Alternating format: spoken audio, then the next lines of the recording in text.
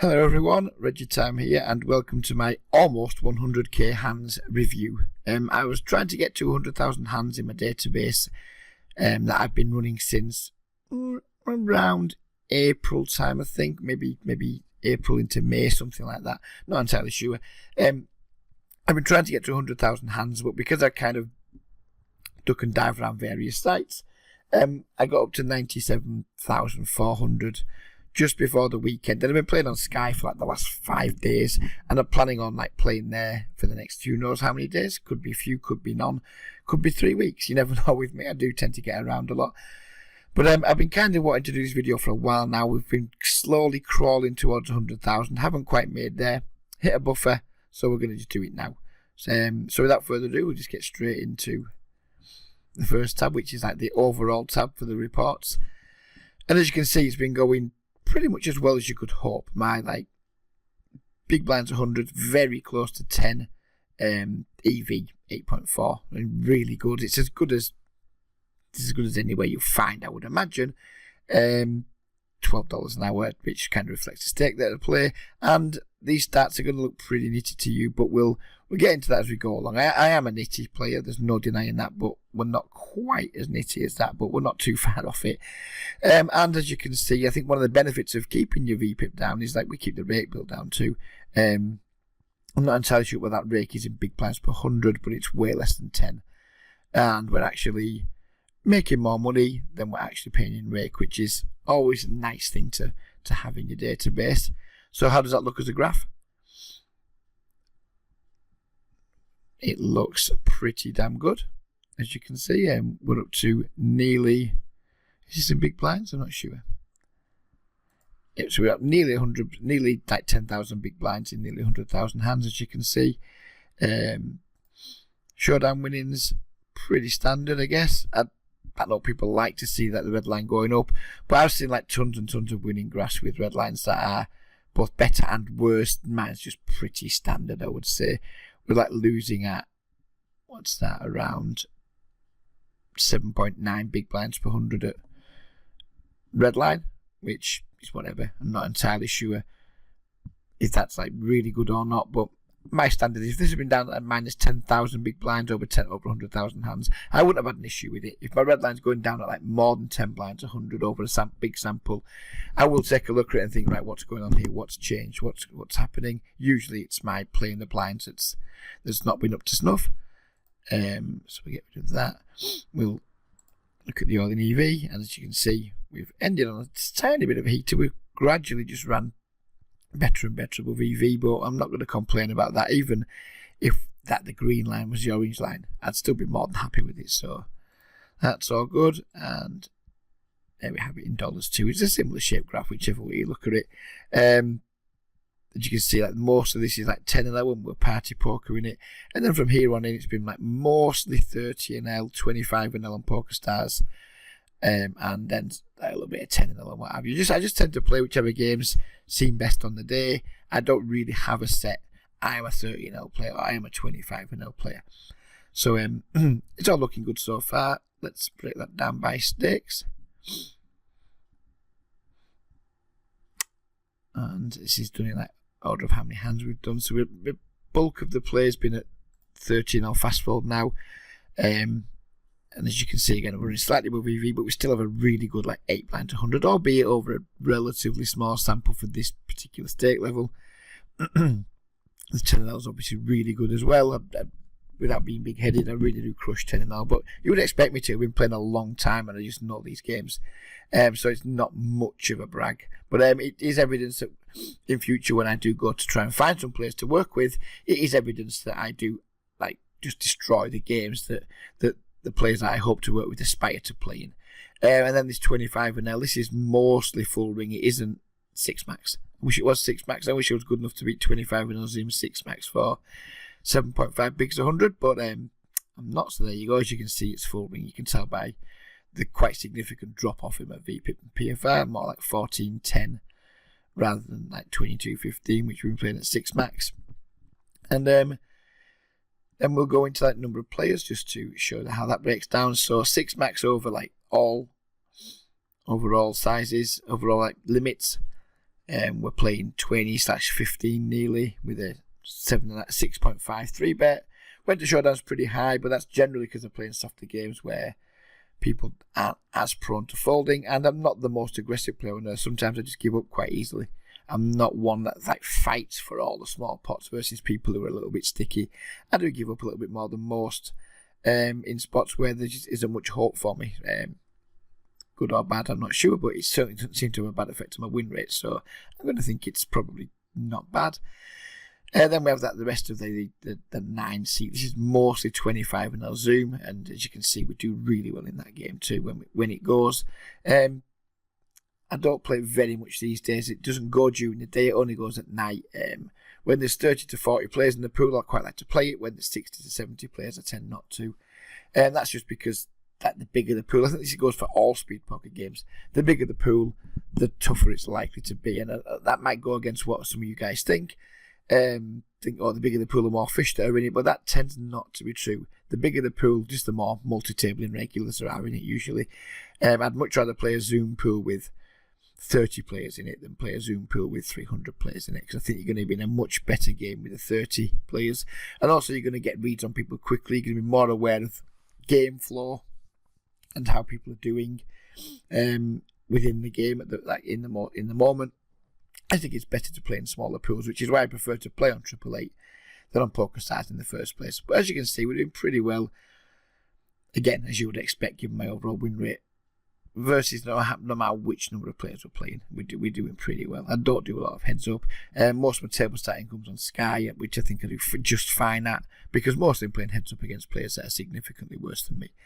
So yeah, we're happy with all of that. And the last one, this one's like one of my favourite stats to look at with people when they first come to me, is just see how people are doing by position. And as you can see, this is going to be like quite a big eye opener to lots of you guys.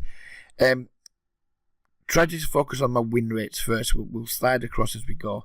My win rates in the small blind are as good as anyone you'll see anywhere that's playing 6 max or full ring poker. Minus 13 bigs to 100 is phenomenal. It's really good. I'm not trying to be a big head, it just is really good. It's fucking insanely good. Minus 33 bigs to 100 in the big blind is pretty good too. I tend to set these two at, if I'm losing at minus 15 in the small blind and minus 30 in the big blind, I think I'm doing really well. Anything better than that I think is phenomenal. Anything slightly worse is like slight room for improvement. Minus 33 bigs, I'll take that all day. I'm not too fussed about that. I'm not going to make any adjustments to try and like knock it down a little bit. This is fantastic, but let's just look at what I'm doing here from this. This is like one of the most tightest small blinds you'll ever see in your life. I am incredibly tight from the small blind.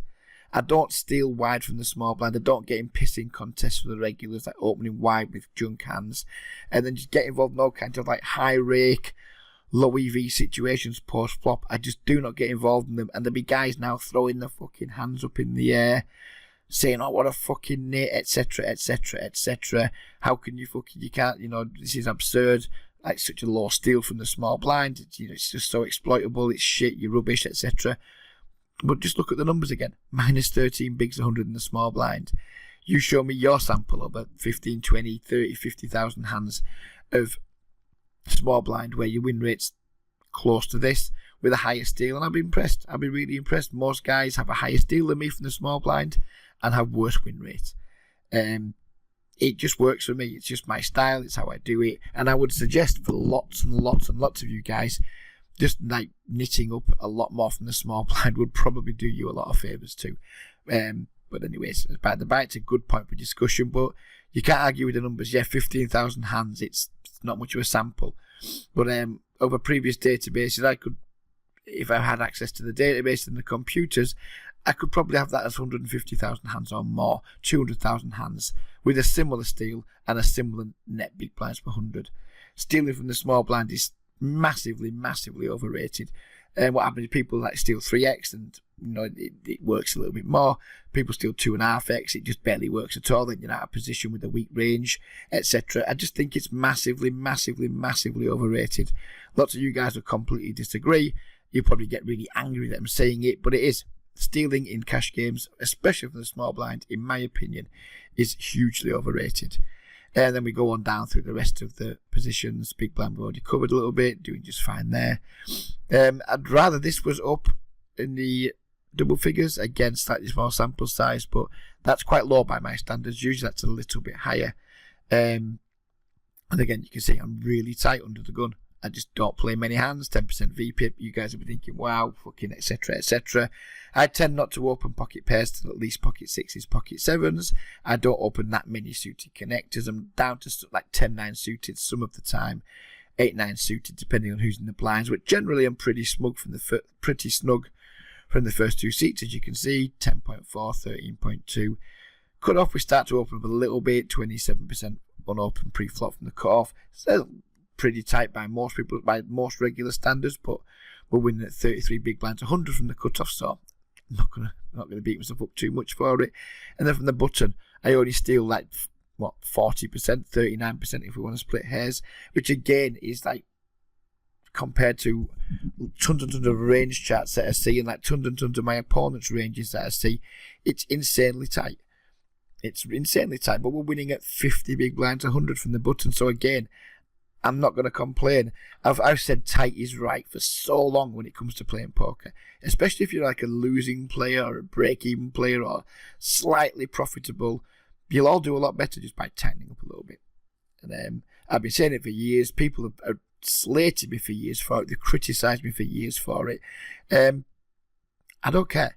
It's just my results justify my play. Am I in it? Yes. Do I think it's the right way to approach the microstakes? Absolutely yes. If you're in, like, when I'm playing on Sky, I don't have these stats. I have nowhere near these stats.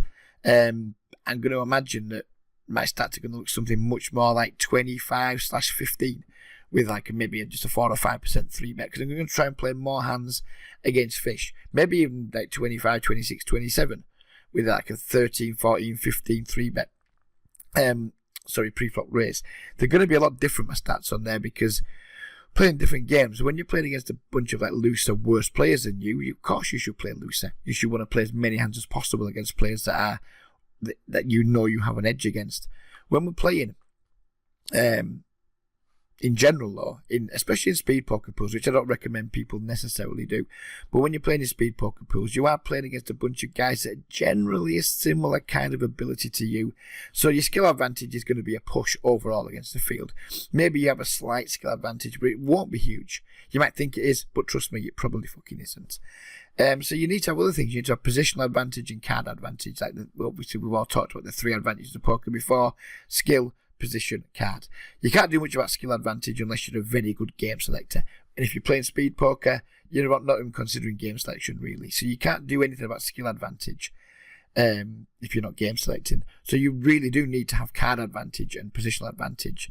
So to have those things, you need to be quite tight. You need to play pretty tightly. If you're trying to play a 16%, 17%, 18% range under the gun in fast fold poker, you better be shit hot. You better have a huge skill advantage, because you don't have positional advantage, and you probably don't have that much card advantage once you get outside of like the premium holdings. So being out of position a lot of the time with non-premium holdings against players that are probably similarly skilled to you, it's not a good situation. You can see you're just creating bad situations for yourself.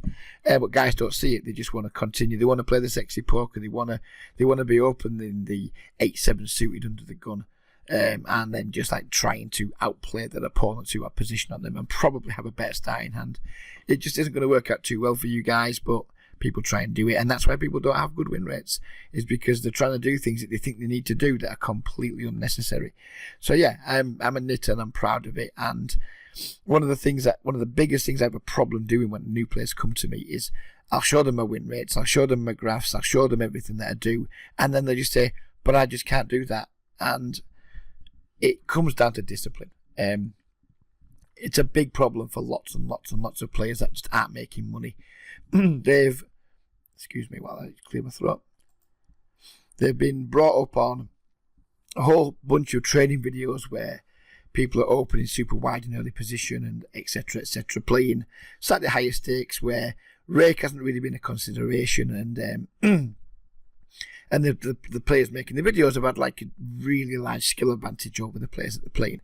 So when you see like Ryan Fee or Doug Polk playing 15L and opening like really wide in all positions, people think, oh, I can do that too. I need to do that because I've seen them do it. But they're forgetting that they don't have the skill and the ability of like a Ryan Polk or a Doug Polk or a Ryan Fee. And they're just not going to get the job done post-swap as well. You really do need to batten down the hatches, play pretty tight, get yourself a good win rate, get yourself a good bankroll, and then if you want to start loosening up when you improve, do it. But start by playing tight. And so many guys, they just come to me and they can't do it. They can't do the tight thing. We go in Equilab, we look at a bunch of ranges, we get a load of screenshots set up so they can have them on the second monitor and just like follow the hand range chart. And I'll speak to them like 2 weeks later when they played their 15,000 hands or whatever, and they'll still be playing like 27/22. I'm like, right, well, we set you up to play 2015. Why are you 27/22? And they can't stick to it. They don't have the discipline to stick to charts. They'll ask for help, they'll get the charts, and then they just won't have the discipline to stick to them, and they'll still be losing. And they're like, I don't know, everything I tried just doesn't work. And they're like, well, you still haven't tried being tight yet. And I think it's a big thing. Lots of guys either don't want to do it, can't do it. And it's a big problem. It's a big problem, and most guys can't overcome it. And they'll find other ways, other things to blame for them not winning. And eventually they go on crazy monkey tilt. They'll break even for a while, and they'll just drop 10 buy-ins in 2 days. And then draw a line in the sand. Oh, I'm going to play tight for a while now. They'll maybe do a bit of recovering, and then they'll spew it all off again. Poker is quite boring. You've got to be pretty disciplined, pretty tight, especially at the Microstakes. And lots of guys just don't have that. You don't have what it takes to put the hard work in and make that the tight folds. And like the weak plays sometimes. Sometimes making a weak play and just giving up is going to be better than just trying to win a pot, like by bludgeoning away and not really knowing what you're doing other than trying to make somebody fold. So yeah, that's the position we've looked at. Bit of a rant there, but I think it's important. Is there much else to look at on here? Not really, I don't think. We could look at time by the hour. But I don't think I played enough hours to make it really that worthwhile. And it's taking forever to populate. So as you can see, I tend to play lots of my hours when Eastern Europe is kind of in bed. Where we are, like Russia tends to be around 5 hours ahead. Ukraine maybe 4 hours ahead, that type of thing. Belarus 3 hours ahead. So I tend to try and play when it's like past midnight their times, and when they're in bed, because I'm guessing most of the guys that are regulars in those games also have jobs too. So as you can see, the bulk of my play comes like between 11 o'clock at night and 1 o'clock in the morning, and a little bit of afternoon play there because I do tend to play sometimes during the day, but not too often. But as you can see, the vast majority of my play comes at like off-peak times, and sometimes in the mornings too, when I'm guessing that lots of Eastern European working men and women are at work too. So if you are going to play speed poker, try to game select where possible in terms of like what times you play. Now I get if you're a guy in the UK or Germany or somewhere and you're a working man because you don't make enough from poker to not be a working man, then you're not always going to be able to play at like the best times. You're not going to be able to play at 2 in the morning when you need to be at work. You need to be up in the morning at 7 for work. It's not a practical thing to be able to do, so I get that.